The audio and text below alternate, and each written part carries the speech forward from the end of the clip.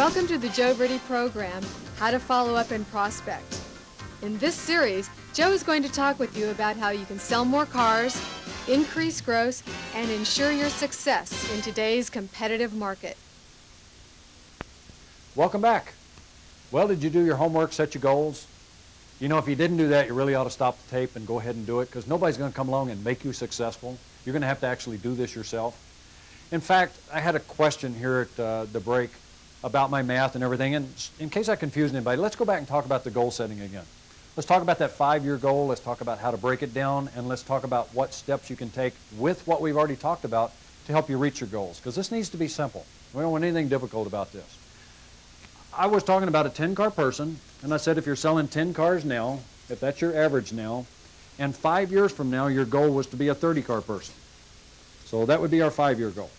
Let's look at where we need to be about 2.5 years. Now, we know we need to be halfway between there. We got 20 cars difference, so I need to sell 10 cars more. So I need to be at 20 in about 2.5 years.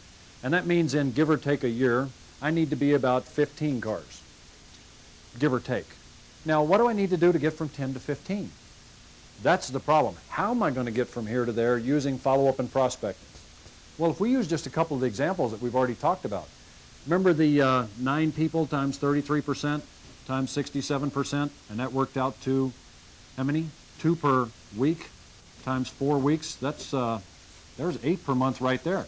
So we only need to do 5 more cars. So if we just did a pretty okay job and we stayed in touch with about 7 people, we changed the 9 to 7, then I think that would probably change this to give or take about 6. What else could we do to sell more cars?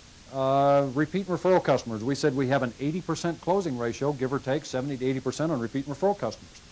If you've got 6 repeats or referrals on the lot, give or take, times 70 or 80%, 6 times 7 is 42. So we'd need to get 7 of these there, and then this would end up at 5 with the 70% closing ratio. 7 times 7 is 49. That gives us 5 sales. So we could do a little bit of unsold prospecting or a little bit of unsold follow-up, a little bit of sold follow-up to get some of these guys back down. Getting from 10 to 15 is a piece of cake. You got 12 months to do it. In fact, if you just go to work and apply yourself, carry a little business card around your pocket, says, am I doing the most productive thing possible right now? I bet you can go from 10 to 15. I bet you can almost go from 10 to 15 if you just took the job serious, if you treated this like a profession. But if you didn't set any goals, you need to go back and set some goals.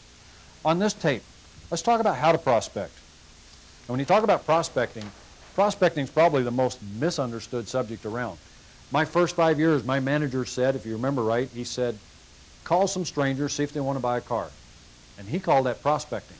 That's not called prospecting. That's called calling strangers and see if they'd like to buy a car. And that's tough. Going out and knocking on doors, finding strangers and trying to sell them a car is a little tough too. You can go down to a gas station that you do business with and say, hi, my name's Joe, I'd like to sell you a car. You're going to get some rejection.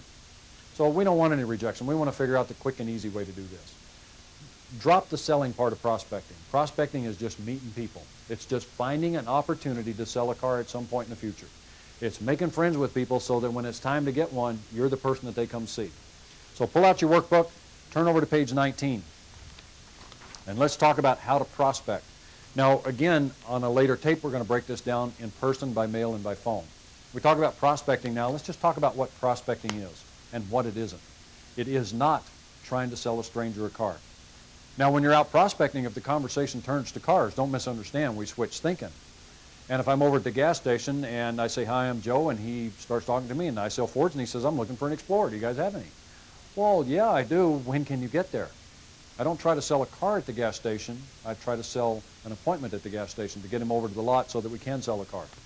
So even if prospecting turns to something that sounds like selling cars, then we switch to appointments, especially if we're off the lot. Let's talk about this. Top of page 19. First of all, it says a few facts. As a salesperson on commission, you're in business for, I heard somebody say, for yourself. And a lot of us have had businesses before. And there's hardly anybody that had a business that got the opportunity to make 20, 25, 30%. Now, what are the advantages in this little business you're running here? What kind of overhead did you have to get in your business? We kind of laugh about it. You showed up with a pen in your pocket, wore a suit, and had the opportunity to make a lot of money. Your dealer invests most of the money. And I don't know if you realize some of the investments they make. Do you know your dealer had to come up with millions of dollars either in cash or credit to get this place? Did you realize how much those lifts out there cost and all that equipment out in service? You didn't have to come up with any of that.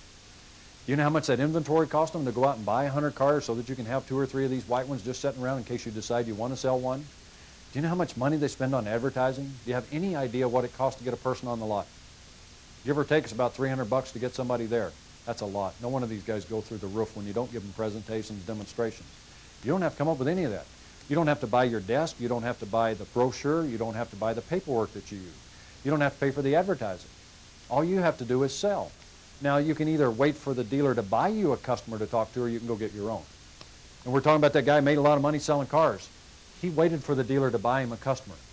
And he made $15,000 on a good month, unless there weren't any customers. And then that's when he had his bad month and had to change dealerships and go down the street to find a hot product that had a line waiting to buy it. You want to get control of your career. Treat this like a business, like you would any other business. You'd get better at your business. You'd do some advertising. You'd do all the things you could to bring in prospects. I was doing my follow-up when I got back in the car business. I was working at this last dealership, and we had glass partitions between our offices. And I was doing my follow-up, and I'm sitting over there dialing for dollars, and this guy sitting next to me, his name was Bob. And he looked over at me, and he was watching me do all this. And I was dialing, and I'd hang up the phone, dial another number as soon as I got through with that. When he looked over and he said, "Why do you do that stuff?" He said, "That doesn't work." And I said, "You know, Bob, it doesn't work most of the time. But I don't need it to work all the time. I just need it to work some of the time." And he never would buy into it. He'd been there for a long time. He's a really nice guy, gave great presentations, was real friendly, and people liked him, but he didn't do any follow-up. And it was funny, the next day we came to work, we were both parked across the street. We were walking across the street together. Coming on to shift, we walked through the front door, and as we walked through the front door, his uncle was coming out of the finance office. And he walked through the finance office. He had all of his car buying paperwork in his hand. We walked through the door, and Robert said, "Hey, what are you doing?" He said, "I just bought a car." He said, "You got to be kidding. How come you didn't come to see me?" And his uncle said, "Well, gosh, you never told me how important. I don't know. Was I supposed to ask for you?" Now, we all know that Bob tried to weasel on the deal, and that didn't work. The salesperson, his uncle didn't ask for him because Bob never made it important for him to ask. He didn't have him on a mailing list, and he didn't do any follow-up. I don't know if he ever started any follow-up after that, but if he didn't, it's a shame. Nice guys don't finish first. Nice guys is important, but follow-up and prospecting is going to make you finish first. Now, I hope you made a list. When this is over, sit down and make another list. I believe one of the other key points about having your own business, you get to control your destiny out here. You get to decide what's going to happen to you and your career. Good, clear business goals, good organizational skills, and follow-up and prospecting. Now, I also been saying wean yourself from taking ups and things like that. I got a little note here in my book to remind you, don't stop taking ups. That's not what I said. I said work yourself out of the need to take ups.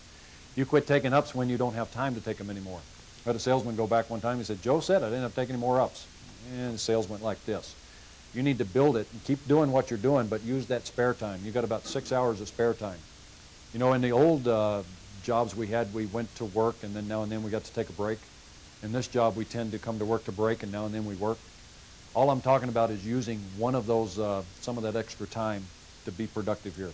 And don't worry, you won't have time after a while to take ups.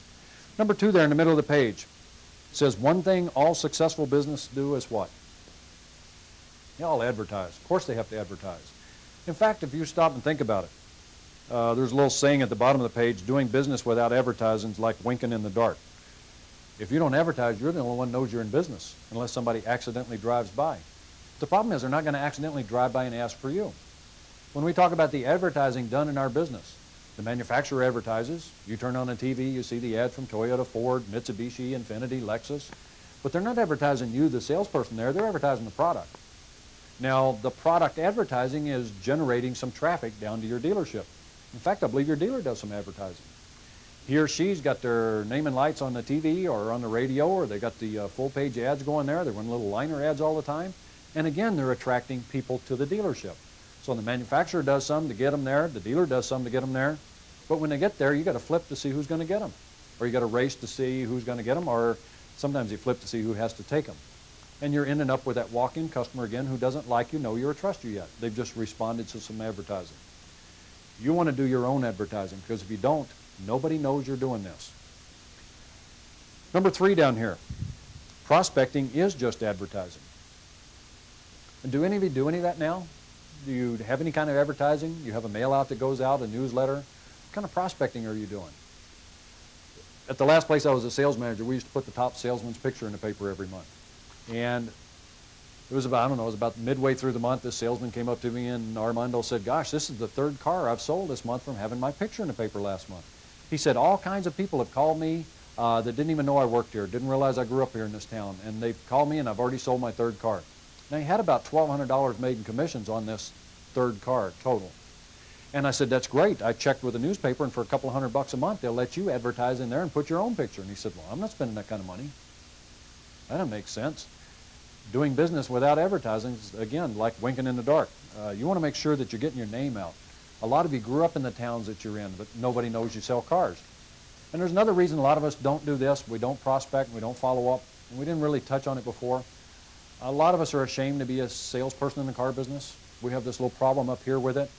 We don't go tell people, I'm a car salesman, because they're going to say, I don't like car salesmen. I'll bet you, most of you, if you went out and said, hi, I'm a car salesman, they'd say, gosh, you don't look like a car salesman. Oh, I'm not. I'm a professional in sales in the car business. Most of you are so afraid to tell people what you do, and I understand, because I didn't either. First 5 years, I'm not telling anybody what I did. My mother-in-law kept saying, when are you going to get a real job? When are you going to do something decent, honorable?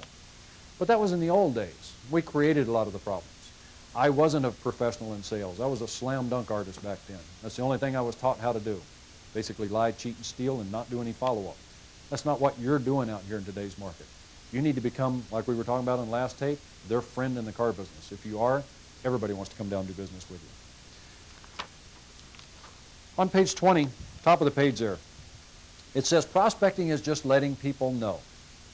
Now, if my manager had explained this right to me the first time, instead of saying, Joe, call a stranger and see if they'd like to buy a car from me, my manager would have said, Joe, here's some business cards. Why don't you scratch this guy's name out? He's not with us any longer because he didn't do his follow-up and prospecting. And write in your name, and there's a gas station over there across the street. I see a laundromat, a pizza parlor, a grocery store. Why don't you just walk over there and introduce yourself? Just go over and say, hi, my name's Joe. You can read the guy's little name tag there on his shirt at the gas station. Say, hi, Jim, my name's Joe. I work across the street. We send a lot of customers over here. I just want to take a minute to introduce myself. And hand him your business card. That's prospecting. It's not going over there saying, hi, my name's Joe. I'd like to sell you a car. Prospecting, fill in the blanks, is just letting people know who you are, what you do, and where you work. Who, what, and where. It's not trying to sell him a car. It's letting me know who I am, what I do, where I work. Now, I was like a sponge in the beginning. If my manager had explained it to me that way, I would have done it. I'd try anything. I tried that first phone call. I had no idea the outcome. Now, if I'd gone over there and introduced myself to that guy, is it likely that he would have said, I said, hi, my name's Joe. I just work across the street. Just want to take a minute to introduce myself. He may have said, I'm not interested in buying a car. Oh, I didn't care about that. I just want to say hello. Like I said, we send a lot of customers over here. Is it likely he's going to blow me off the lot? Say, get out of my gas station. No. You may catch somebody on a bad day and they say, look, I don't have time to talk now. Oh, that's fine. Again, I was just passing through.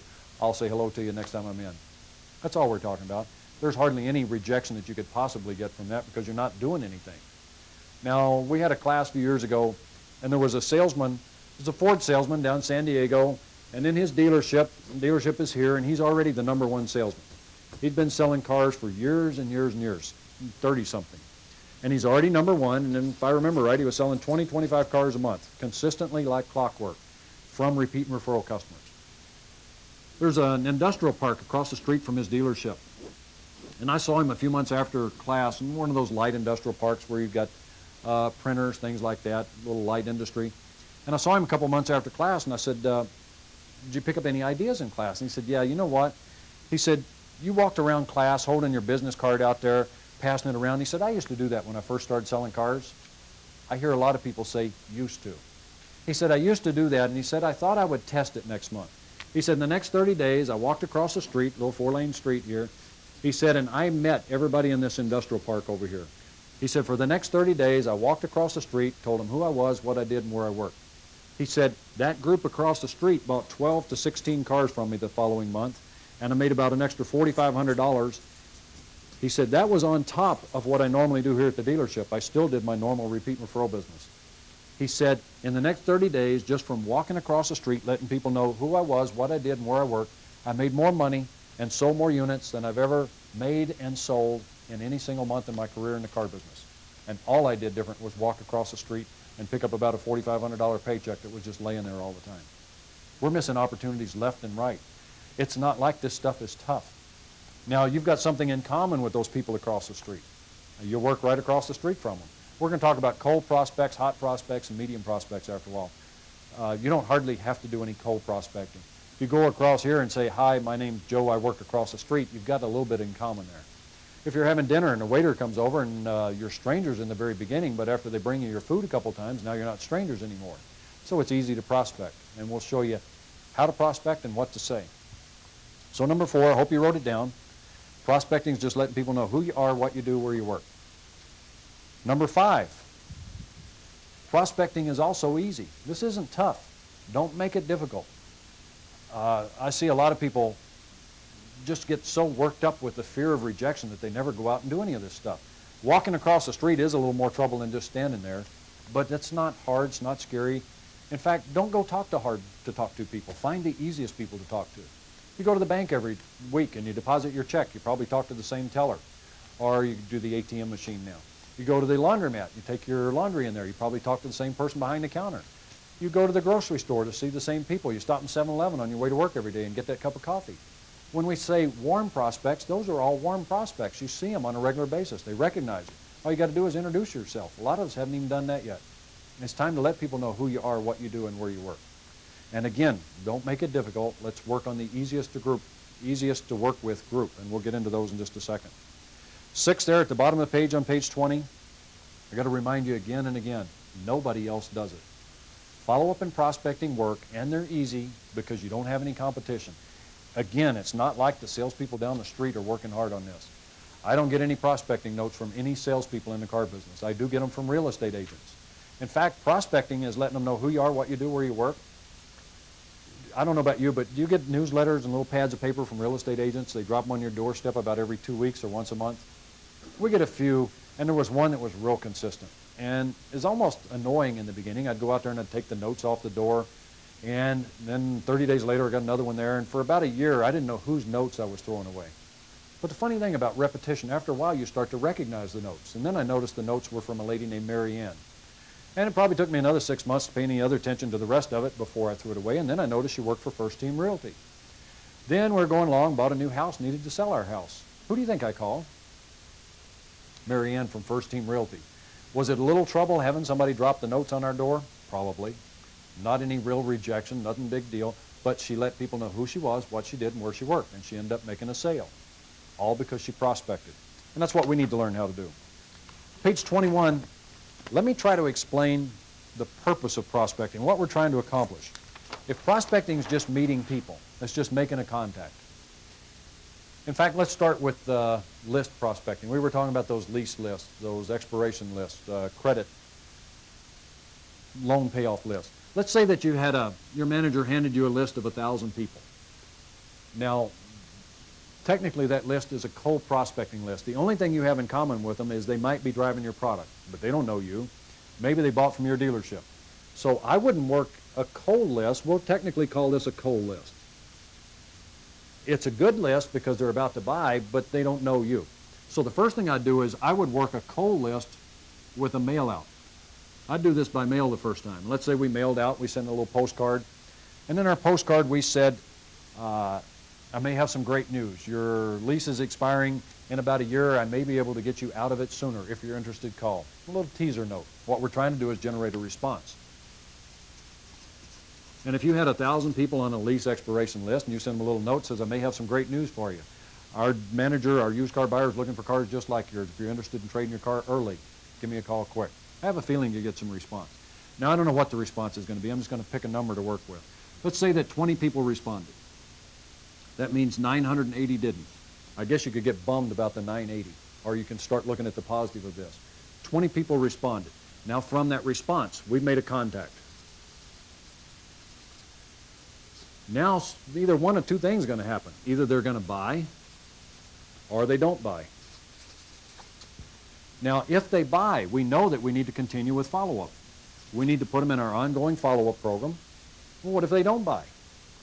The best prospect that I ever got, the most money I ever made off anybody who referred me people was from a guy who didn't buy from me one day. Saturday afternoon, we had the wrong color truck. It had the wrong camper shell on it or whatever, and I called him and he said, no, I bought up the street. I said, gee, that's too bad. I'm sorry we didn't have what you're looking for. Next time in the market, remember my name. And I went ahead and did my follow-up. I sent him a thank you note, and I called him. Now, he bought. Did his salesperson send him a thank you note and call him? There was a 90% probability that the answer was going to be no, and his didn't. I take these people, and my goal is to get these people down into my master list. And we're going to talk about this. This is the whole idea here. We want to get our solid list of customers, and I call this our master list. You know, like Allstate again, you got your handout here, you got your 1,000 people in your list. Now, everybody that ends up in my master list, I'm going to contact every 45 days by mail. And if it's a sole customer, we'll talk about how to handle them. I'm going to contact them by phone as well more often. But our goal is to get a response. They either buy or they don't buy. We follow up either way, and our goal is once we've made a personal contact with somebody, we've had that opportunity to make friends. Remember that 71% buy because they like you, trust you, and respect you. We want to make friends so that we can put them straight in our master list, so that every time we send out that mailer, now this list is also generating a response. Just like this one, if I've got 1,000 people in my master list now, and I'm sending out my newsletter every 45 days, it's going to kick out a response. And from the response, some will buy, some won't. That's beside the point. Whether they do or don't, they all go back in here again. And every time you send this thing out, it kicks out a response. Some buy, some don't, but either way you put them back in here, and you leave people in here forever. I take people out of here when the post office sends my mail back and says can't deliver. And that's the only time you get out of there, unless you say, Joe, get me off your list. But I've never had a single person ever say that to me. So we prospect to make a contact, get a response, buy or don't buy. Our goal is to get them down in this master list here. And you're going to hear me refer to that, and it's capitalized and bolded every time it's in your workbook, because I need you to start thinking about master list. Now, common sense says that if you've got 20 people in your master list, you're not going to get a great response. On the other hand, if you've got 1,000 people in your master list, well, logically, you're going to get a better return on your investment there. If you've got 10,000 people in your master list, whoa, you're about to get rich. Now, you're going to run into some time management problems with the bigger numbers. This is easy to manage. This seems tougher, but if I can show you an easy-to-use system, we're just talking about putting one more label on an envelope. That's all we're talking about, and we'll get into this. Does that kind of make sense? What do you do with these other 980 people? You keep them, and you mail out again. And what you'll notice about doing mail-outs and contacts is you'll get about the same response every time. You'll get another 20. It's just like this master list. As you get going, if you've got 1,000 people, I don't know how many it's going to produce, but if it produces 20 one month, it's going to produce 20 the next month, 20 the following month. They're like clockwork. It's just the math that comes in there and works for you. A lot of us refer to selling as a numbers game, and it kind of is. Once you've tracked everything, this is just numbers, and then you start working the numbers. On the next page, page 22, and I've got this little circle of influence here. Your life is filled with prospects. You don't really have to go out and meet a whole bunch of strangers. You already know so many people who buy cars and use cars and going to buy more cars. Page 22. You just look at that circle, and let's just look at the big words there. You got family, you got friends, you got working prospects, you've got previous customers, industry contacts, professional contacts, social contacts, and spouse contacts. Now, if we started looking in the groups, in your family, you've got family friends, family coworkers, you've got people that the rest of your family went to school with, some of their friends. With your spouse works, your spouse knows other people, you've got all those. The industry contacts, that would be the vendor, the van conversion people, the guy at the paint shop, the people at the tire shop. Previous customers, gosh, all of them have got doctors, dentists, accountants, and all you have to do is keep your name in front of them so that when they hear somebody looking at cars, talking about cars, they remember your name. Professional contacts, your doctor, your accountant, your dentist, the bank, gosh, even the people over at 7-Eleven may not be professional contacts, but they're personal contacts. Part of your homework is to start identifying this list of people. You need to make a list of the people that you know. The first step in getting people into that master list is to get a name, an address, and a phone number so that you can do your follow-up. I suppose if you ran out of people here, you could pick up a yellow page and start thumbing through that and get some ideas. You thumb through the yellow page. It says plumber. Oh, yeah, I got a plumber. You thumb through and it says architect. Oh, yeah, this guy did our house last month. Let's turn this into some homework on the next page, page 23. Now, I said earlier on tape that you need to make 5 contacts a day. 5 per day. 5 new contacts, over and above what your dealer supplies. because 5 a day times 5 days is 25 a week times 4 weeks. That's 100 people a month. At 30% who have a family member who's going to buy a car in the next 90 days, you're pulling out 30 prospects a month. Now, some aren't going to be prospects for your cars. I understand that. But you'd be amazed. You know, a lot of people would say, no, I want a Ford, or switch to a Chevy if they knew a nice Chevy salesperson. I'm talking to friends now, and in the old days, you never heard a Volvo buyer say, well, I'm going to try a Cadillac this year. A friend of mine the other day said, well, I think I'm going to try a Cadillac this year. Probably wouldn't try the Cadillac if he liked, trusted, and respected that Volvo salesperson, but I asked him who it was, who his salesperson was. I don't know. We're missing these opportunities. Now, 5 a day, that may sound like a lot, but what if you called 2 orphan owners, 2 of your old friends, and met 1 person out in service? That doesn't seem difficult. How long does a 5-minute phone call normally last? This is a 5-minute phone script. Hi, my name's Joe, work down at ABC Motors. The salesperson who helped you with your car isn't with our dealership any longer. Just want to take a minute to introduce myself and say hi.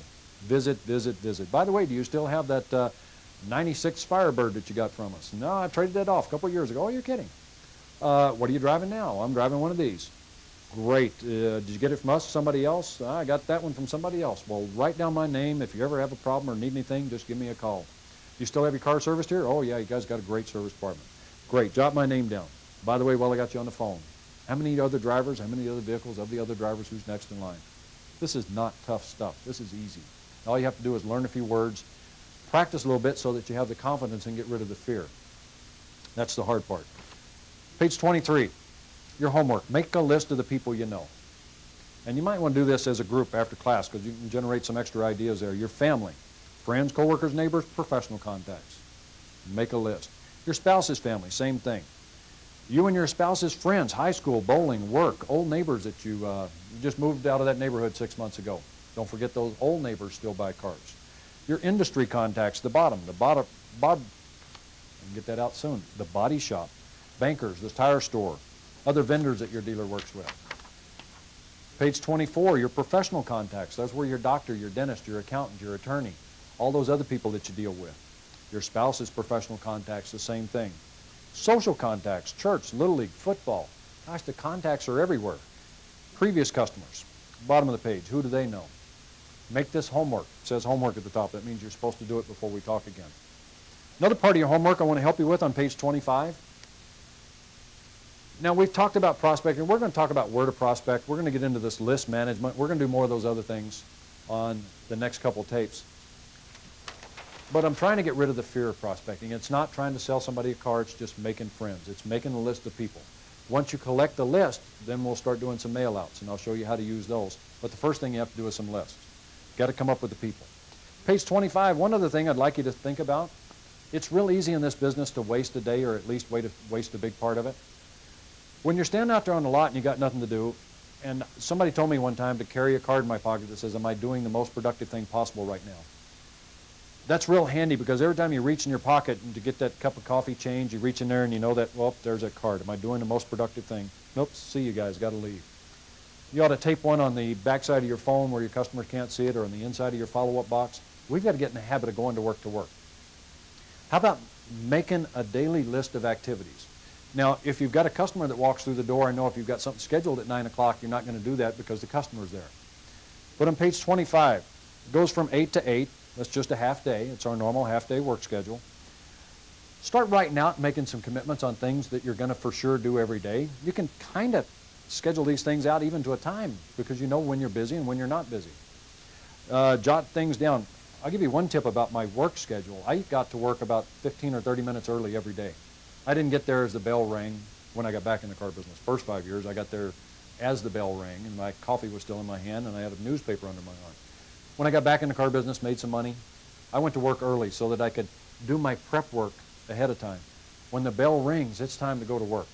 And I got there a little bit early. I walked the lot, said hello to everybody in the place, and then I went in and started doing my follow-up. The first thing I did every day was go through every working prospect. And whether you're using our planners or 3x5 card file box, our computers, or your own system, you need to review everything you need to do for the day the first thing. So I jot some of that stuff down. We talked about making 5 contacts. How about somewhere jotting down there? You're going to go out and meet some service customers.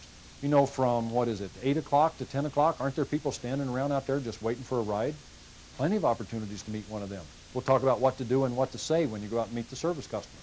We'll talk about what to do after that. The orphan owners, update your daily records. Check your plan for tomorrow. You need to schedule yourself out a basic work plan, because when you have a plan and you work your plan, you're more successful. Most salespeople go out there and wing it. Are you learning some things about prospecting? Again, I hope you're realizing that prospecting is not hard. Follow-up's not any harder than prospecting. I hope you're getting the fear out of it. We need to start thinking about easy to talk to people, not that toughest customer you can dream of. Every time we attempt something new, that bad Bob guy comes into our picture in our mind, that guy that shopped 12 places, or the person that hates a car salesman. You've forgotten about the other 95% of the people that are really nice, and all we need to do is get out and meet these guys. They're going to buy cars with you or without you. Do your homework, make your list, write a plan, and I'll talk to you on the next tape. Till then, you guys have a great day. That's the end of this tape. Before you move on, let's review some quick tips to help you remember and use the information.